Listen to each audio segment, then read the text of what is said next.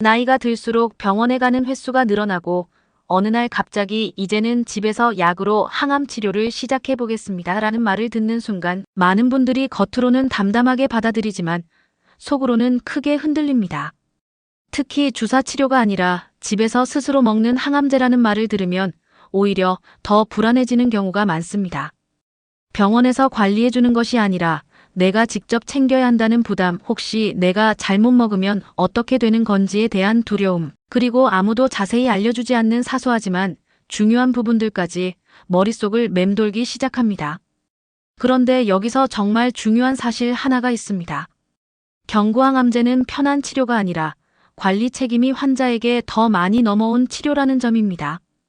이걸 제대로 이해하지 못하면 치료 효과는 떨어지고 부작용은 더 커질 수 있습니다. 반대로 이 원리를 정확히 알고 관리하면 치료 결과는 훨씬 안정적으로 이어질 수 있습니다. 오늘 이 영상에서는 집에서 복용하는 경구항암제, 반드시 알고 있어야 할 핵심 원칙부터 대부분의 사람들이 놓치는 위험한 실수들, 그리고 의료기관에서도 짧게만 설명하고 넘어가는 실제 관리 방법까지 하나씩 정리해드리겠습니다. 처음 경구항암제를 받게 되면 대부분 이렇게 생각합니다. 약이니까 그냥 정해진 대로 먹으면 되는 거 아닌가? 하지만 여기서부터 큰 차이가 생깁니다. 일반 감기약이나 영양제처럼 생각하면 안 됩니다. 경구항암제는 체내에서 작용하는 방식이 매우 정밀하고 복용 시간이나 음식 상태에 따라 흡수율이 크게 달라질 수 있습니다. 실제로 국립암연구소 NCI에서도 경구항암제는 복용 시간과 방법을 정확히 지키지 않을 경우 치료 효과가 감소할 수 있다고 명확하게 강조하고 있습니다. 어떤 약은 공복에 먹어야 하고 어떤 약은 식후에 먹어야 하며 어떤 약은 특정 시간 간격을 반드시 유지해야 합니다. 이건 단순한 권장사항이 아니라 치료 성공률과 직결되는 요소입니다. 예를 들어 공복에 먹어야 하는 약을 식후에 복용하면 흡수가 늦어지거나 약효가 떨어질 수 있고, 반대로 식후에 먹어야 하는 약을 공복에 먹으면 위장 자극이 심해지거나 부작용이 더 강하게 나타날 수 있습니다. 그래서 가장 중요한 첫 번째 원칙은 매일 같은 시간, 같은 조건에서 복용하는 것입니다. 이 단순한 습관 하나가 치료의 안정성을 크게 높입니다. 그 다음으로 많은 분들이 실수하는 부분이 바로 용량 조절입니다.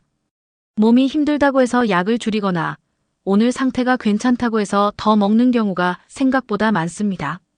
하지만 경구항암제는 일정한 혈중 농도를 유지하는 것이 핵심이기 때문에 임의로 조절하면 치료 효과가 떨어질 뿐 아니라 부작용이 더 심해질 수 있습니다. 미국 암학회 ACS에서도 항암제는 절대 임의로 중단하거나 용량을 변경해서는 안 된다고 강조하고 있습니다. 특히 빨리 낫고 싶어서 한 번 더 먹는다는 생각은 매우 위험합니다. 항암제는 일반 약과 달리 독성을 동반하는 약이기 때문에 과다 복용 시 심각한 부작용으로 이어질 수 있습니다. 구역감, 설사, 피부 반응 같은 비교적 가벼운 증상부터 심한 경우에는 혈액 이상이나 장기 기능 문제까지 이어질 수 있기 때문입니다. 또 하나 중요한 상황이 있습니다. 약을 깜빡했을 때입니다. 많은 분들이 이때 가장 많이 하는 실수가 놓친 만큼 보충하려고 2번 먹는 것입니다. 하지만 이것은 절대 해서는 안 되는 행동입니다. WHO에서도 항암제를 포함한 고위험 약물은 이중 복용을 금지하고 있습니다. 기본 원칙은 간단합니다.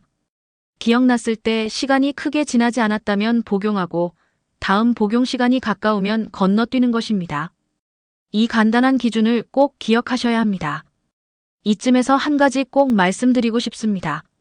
지금 이 영상을 보고 계신 분들 중에 본인이나 가족이 항암 치료를 시작하셨다면 이런 정보 하나하나가 큰 도움이 될 수 있습니다.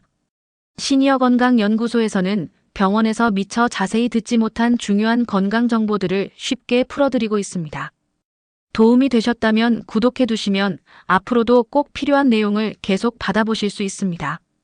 이제 많은 분들이 잘 모르는 하지만 매우 중요한 이야기를 드리겠습니다. 바로 약을 어떻게 다루느냐입니다. 경구항암제는 단순히 먹는 약이지만 그 성분은 일반 약과 다르게 세포 분열을 억제하는 강한 작용을 합니다.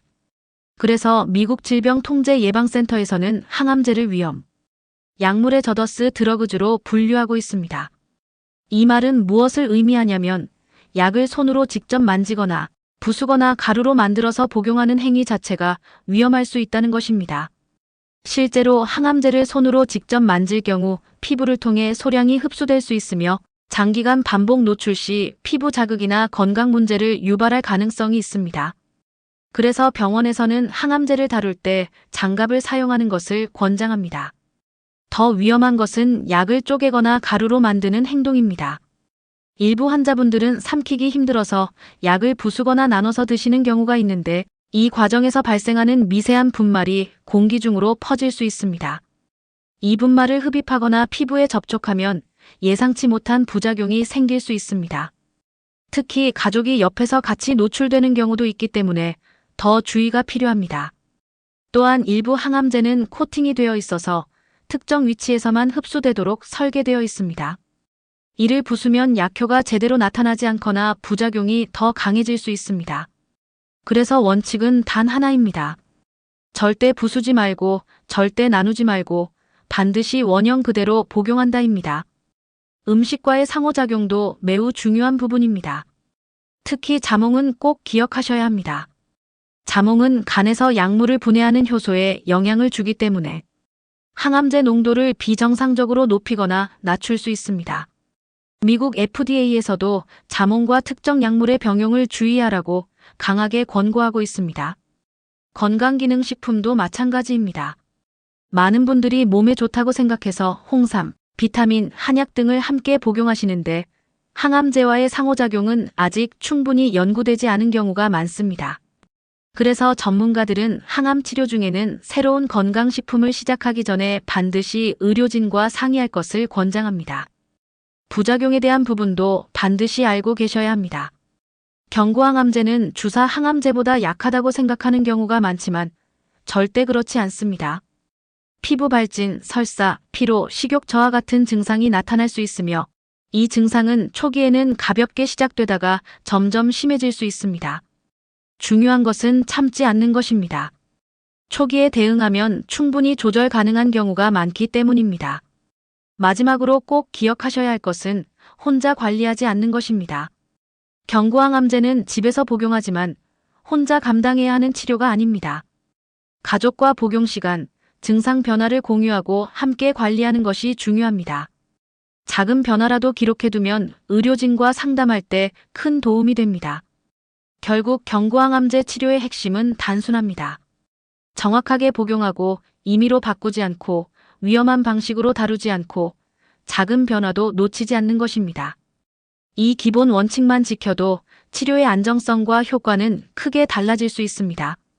오늘 영상에서 말씀드린 내용 중 딱 3가지만 기억하셔도 충분합니다. 첫째, 복용 시간과 방법은 반드시 지킨다. 둘째, 약을 절대 임의로 조절하거나 변형하지 않는다. 셋째, 이상 증상은 참지 말고 바로 공유한다. 이 3가지가 여러분의 치료를 지키는 가장 중요한 기준이 될 수 있습니다. 지금 이 순간에도 치료를 시작하고 계신 분들, 그리고 곁에서 함께하고 계신 가족분들 모두 쉽지 않은 시간을 보내고 계실 겁니다. 하지만 정확한 정보와 올바른 관리만 있다면 그 과정은 훨씬 안정적으로 이어질 수 있습니다. 오늘 이 영상이 그 시작이 되셨기를 바랍니다.